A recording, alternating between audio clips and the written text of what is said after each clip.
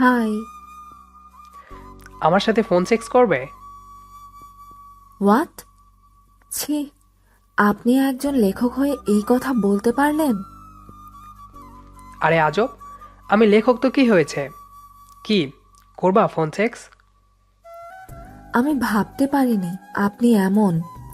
আমি আপনার গল্প রোজ পড়তাম। আপনার রম্য গল্প আমার খুব ভালো লাগতো। কিন্তু আপনি কি না, আমার ভাবতেও ঘৃণা হচ্ছে। আরে এখন তো সবাই প্রায় এমন করে। ছি ছি, ভেবেছিলাম আপনি অনেক ভালো, কিন্তু আপনার যে এরকম চরিত্র আমি আগে জানতাম না। তুমি এমন ভাবছো কেন? ফোন সেক্স করলে সমস্যা কই? মাইন্ড ইওর ল্যাঙ্গুয়েজ, কথাবার্তা সাবধানে বলবেন। আচ্ছা, একটু করলে ক্ষতি কি? প্লিজ। আমি আপনার মেসেজের স্ক্রিনশটগুলো ভাইরাল করে দেব। ওয়েট। মেয়েটার রিপ্লাই দেখে হাসলাম। মনে মনে বললাম, বোকা মেয়ে, অল্পতে চেতে গেছে। কেমন হতো ফোন সেক্স করলে? তারপর বললাম, ভাইরাল আমিও করতে জানি। মানে, আপনি ভাইরাল করবেন কিভাবে? এই যে, এই কথাগুলো স্ক্রিনশট দিয়ে। তাতে আপনার সম্মানই যাবে। ফেক আইডি খুলে নিজে উল্টাপাল্টা মেসেজ দিয়ে মিথ্যা সাজাবো। মানে, মানে আপনার নামে মিথ্যা কথা বানিয়ে সাজাবো। আমি কি করলাম? ভাইরাল করবে তাই না? তোমার আইডি থেকে সুন্দর সুন্দর পিক নিয়ে এডিট করব। সেগুলো নোট বানাবো, তারপর বিভিন্ন গ্রুপে পেজে পোস্ট করব। ভাইরাল তুমি হবে, আমার কিচ্ছু হবে না। হোয়াট? হ্যাঁ, অশ্লীল পিক বানাবো, সেগুলো টাইমলাইন সহ সব জায়গায় ছড়িয়ে দিব। মেয়েটা সাথে সাথে আমার মেসেঞ্জারে কল দিল। কল দেখেই বোঝা গেল মেয়েটা অল্পতেই প্রচুর ভয় পেয়েছে। আমি মুচকি হেসে কলটা কেটে দিলাম। মেয়েটা আবারও কল দিল, আবারও কেটে দিলাম। এবার মেয়েটা কল না দিয়ে মেসেজ দিল, প্লিজ আপনার পায়ে পড়ি, আমার কলটা রিসিভ করুন। মেয়েটা কল দিল, আমি কল রিসিভ করলাম। মেয়েটা কাঁপা কাঁপা কণ্ঠে বলল, ভাইয়া প্লিজ, আমার এমন ক্ষতি করবেন না, আপনার দুটো পায়ে পড়ি। আমাকে না ভাইরাল করতে চাইলা? করবা না ভাইরাল? করো, আমিও করি তোমাকে ভাইরাল। আমার ভুল হয়ে গেছে ভাইয়া, প্লিজ আমায় ক্ষমা করে দিন। ক্ষমা করব? তাও আবার আমি? তাহলে ফোন সেক্স করো। ভাইয়া, বোঝার চেষ্টা করুন, আমি অমন না। আচ্ছা, তাহলে বাই, শুভকামনা বেবি। কথা শুনে মেয়েটা এবার কেঁদে দিল। আমার হাসি পাচ্ছে ভীষণ, পৈশাচিক একটা আনন্দ পাচ্ছি। মানুষকে ব্ল্যাকমেল করার মাঝে যে এতটা মজা আছে জানতাম না। মেয়েটা বড্ড বোকা। আমি মুচকি হেসে বললাম, কি গো সুন্দরী, কি হলো? ভাইয়া প্লিজ মাফ করে দিন, আমি তো আপনার বোনের মতনই। তাহলে আমার সত্ত্বে রাজি হও। এটা সম্ভব না ভাইয়া, আমি পারবো না।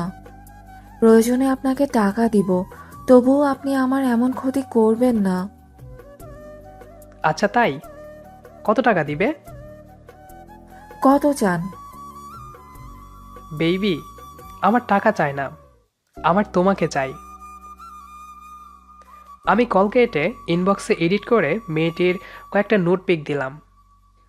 কয়েকটা পিক খুব বাজেভাবে এডিট করলাম। মেয়েটা কল দিয়ে শব্দ করে কেঁদে দিল। আমি ধমক দিয়ে বললাম, কি পেয়েছো হ্যাঁ? ন্যাকামো একদম ভাল লাগে না। প্লিজ বোঝার চেষ্টা করুন, এই পিকগুলো ভাইরাল হলে আমি মুখ দেখাতে পারবো না। No baby. আচ্ছা, তোমার বাসা তো আমাদের পাশে জেলাতেই, চলো দেখা করি। মানে, চলো না বেবি, না হলে তো বুঝতেই পারছো। তোমার অনেকগুলো পিক আছে, সরাসরি চলে যাবে কিন্তু। প্লিজ প্লিজ ভাইয়া, মাফ চাই, এমন করবেন না। শেষবার বলছি। নিয়মিত ভালোবাসার ভিডিও পেতে আমাদের তানবিরস ভয়েস চ্যানেলটি সাবস্ক্রাইব করে পাশে থাকা বেল আইকনে ক্লিক করুন।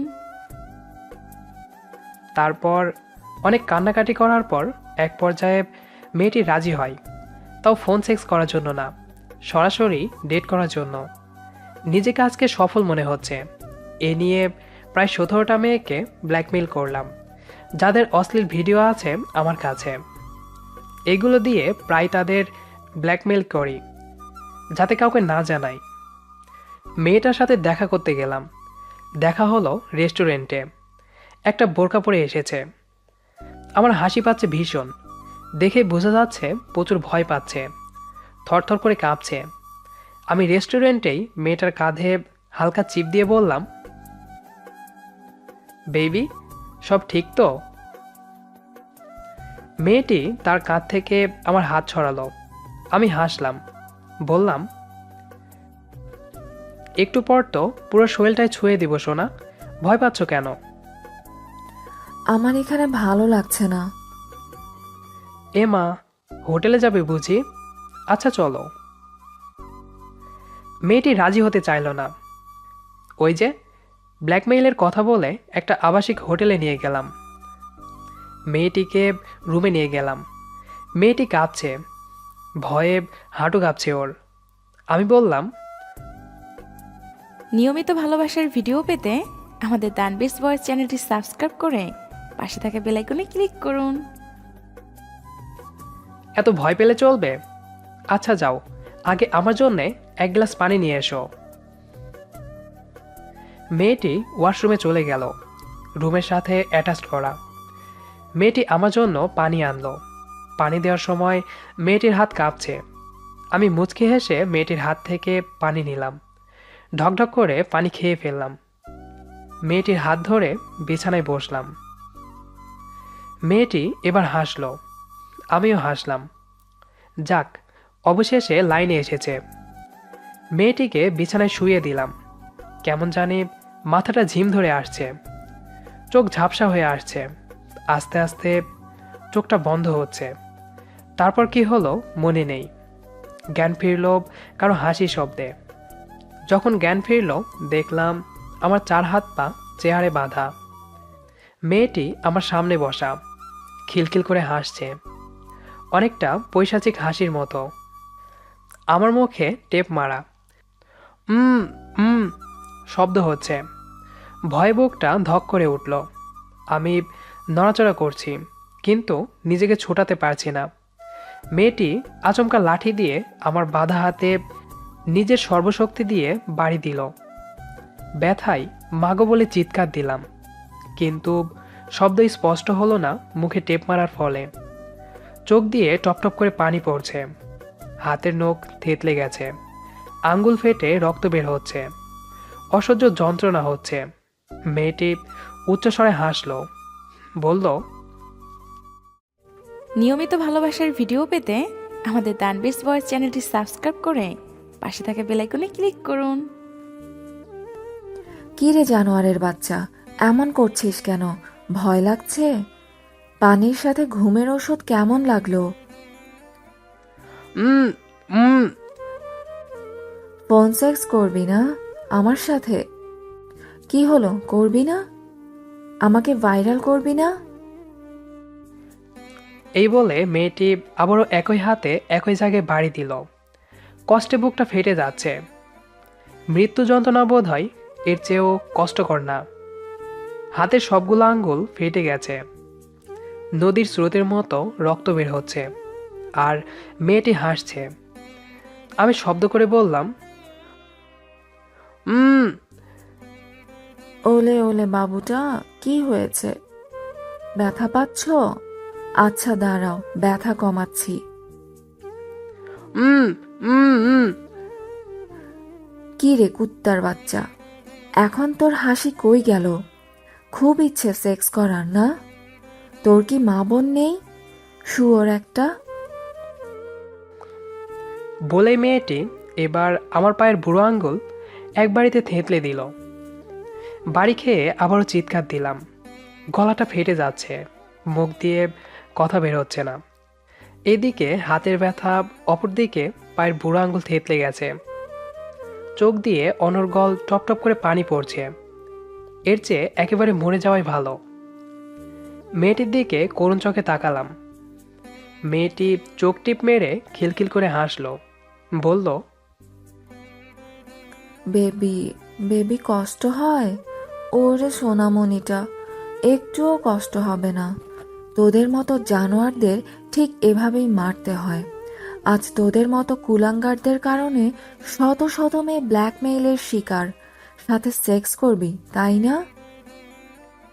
উম আহারে, মায়ের ঠেলায় সেক্সের কথা ভুলে গেল সোনা। এত কষ্ট ভালো লাগছে না রে, তোকে এক্কেবারেই মেরে দেই। মেয়েটির কথা শোনা মাত্রই ভয়ে ছটফট করা শুরু করলাম। মেয়েটি লাঠি দিয়ে হাতে বাড়ি দিল।